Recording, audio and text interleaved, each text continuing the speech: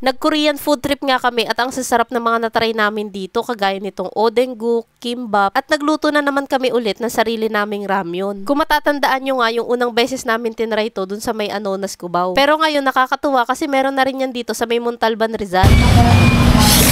Nag-commute lang kami papunta doon at sumakay kami dito sa may gilid ng Montalban Town Center. Sa gilid ng Jollibee, may pila ng tricycle doon at 20 pesos each lang yung bayad hanggang dito sa may Pure Gold Kasiglahan. Nasa tapat lang nito mismo yung Korean grocery na Jeju Mart. Sa mga army dito kagaya ko, matutuwa kayo kasi bubungad sa inyo si Jungkook tsaka si V. Maliit lang tong Korean grocery pero dinadayo sila dito. Marami rin kasi kayong pwedeng mabili ditong Korean products kagaya nitong mga nagsasarapang ice cream, mga meats na ginagamit sa samgyeopsal, seaweeds, iba't ibang Korean sauce at marami kayong pagpipili ang ramyun. Una, namili muna kami kung ano ilulutuin namin at kumuha na rin kami ng mga drinks. Nagdagdag na rin kami ng mga side dish at pagkatapos binayaran na namin at nag-start na kami magluto. May additional nga pala na 20 pesos each para dito sa gagamiting aluminum bowl at chopsticks na gagamitin sa pagluluto. Kung hindi nyo alam gamitin tong machine, wag kayong mag-alala kasi meron naman mag-guide sa inyo. Ito naman yung iba't ibang toppings na pwede nyo ilagay sa inyong ramyun. Spam yung napili ni Maynard at yung akin naman sausage. Saglit lang to lulutuin at ito pwede nyo na ilagay yung mga seasoning. Yung pinili nga pala ni Maynard dito dahil gusto niya na maanghang, itong Samyang original. At yung sa akin naman dahil ayoko sa maanghang, itong real cheese. Ito rin yung in-order ko sa unang pag-try namin at talaga nasarapan ako dito at tinulit ko talaga ulit. Kaya kung hindi ka mahilig sa maanghang, ito yung itry mo. Marami pa kaming in-order at hindi lang itong ramyun. Meron pang kimbap, odenguk na madalas ko nakikita sa mga Korean drama. Nag-try din kami ng egg drop sandwich na bacon and cheese. At sa drinks naman, tinry ko tong grape soda. At itong kay Maynard naman, itong Fanta pineapple. Napabili nga ako nitong odenguk kasi madalas ko to nakikita sa mga K-drama at talaga nakakaubo sila ng maraming stick. Fish cake ito at may sabaw na malabnaw na pulang sauce. May konting anghang lang yung lasa ng sauce nila pero huwag kayong matakot itry. Ang sarap nga ng odenguk dito kasi tingnan nyo naman bagong luto at umuusok pa talagang isi-serve sa inyo. Sunod naman na tinry namin itong kanilang egg drop sandwich. Siksik yung palaman nito na merong itlog, bacon, maraming cheese at makapal din yung tinapay na ginamit. Busog rin talaga sa isang order nito. Ito naman yung kanilang special kimbap. Plain lang yung lasa nito kaya dapat isasawsaw nyo dito sa kanilang sauce. Akala ko nga nung una mabibitin sa binigay na sauce pero hindi pala kasi matapang yung timpla nito kaya kahit konti lang ilagay mo malasa na. Ang sarap rin talaga mag food trip dito ng ramyun. Ikaw ba naman yung magluluto kaya makakain mo to na mainit-init pa? Ito nga pala yung total ng in-order namin at bago umuwi bumili pa kami ng ice candy na nagkakahalaga na 12 pesos lang. Talaga napakasulit ng pagpunta namin dito. Solve talaga kami sa mga cravings namin sa Korean food. Ito pa nga pala guys yung mga pwede nyo pang orderin sa kanila. Pakipost nyo na lang para mabasa. Siya nga pala, na-recommend lang sa amin tong Jeju Mart na dayuhin namin. Kaya kung meron pa kayo ibang alam na masarap na kainan dito sa may Montalban, Rizal, pakilagay na lang po sa comment section para yun naman yung next naming pupuntahan. At para updated pa kayo sa mga Montalban food trip, huwag niyong kalimutang i-follow ang aking mga social media accounts.